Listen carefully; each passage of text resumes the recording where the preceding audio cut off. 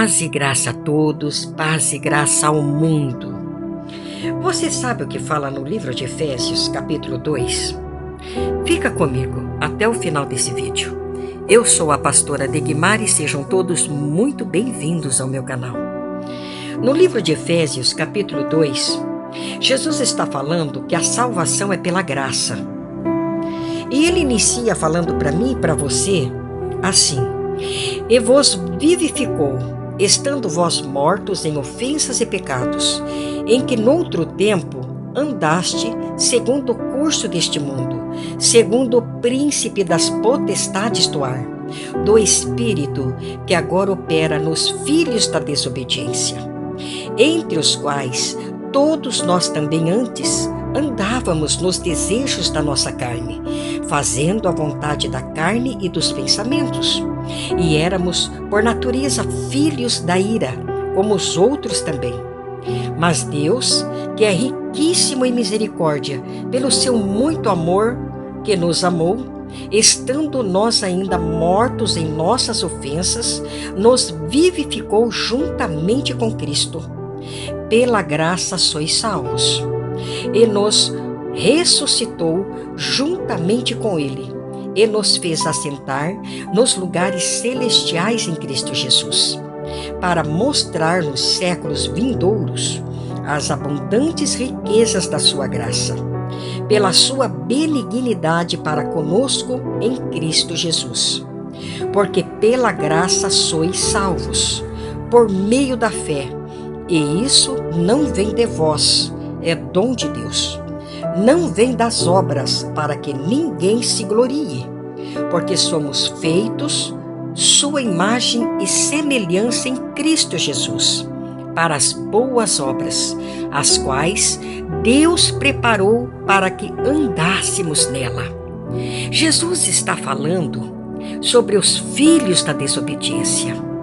Jesus fala por uma razão, porque nós cristãos precisamos ter grande compaixão e misericórdia dos que ainda vivem num mundo de ofensas, pecados, num mundo das coisas erradas.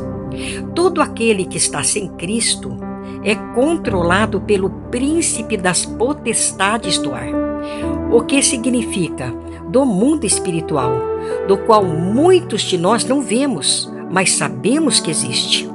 Suas mentes é obscurecida pelos principados das trevas, para que não vejam a verdade da luz, para que não creiam na palavra de Deus. Tais pessoas estão escravizadas pelo pecado e as concupiscências da carne. A pessoa irregenerada, por causa da sua condição espiritual, não poderá compreender nem aceitar a verdade a parte da graça de Deus, porque está cega espiritualmente. O cristão deve ver a todos do ponto de vista bíblico. Quem vive na imoralidade e no orgulho deve ser alvo da nossa compaixão por causa da sua escravidão ao pecado. Pois Deus deu a cada ser humano uma medida de luz e graça, com a qual possa buscar a Deus e escapar da escravidão do pecado mediante a nossa fé em Cristo. Pela graça, por meio da fé, é que somos salvos. Ninguém poderá ser salvo pelas obras e as boas ações, ou por tentar guardar os mandamentos de Deus.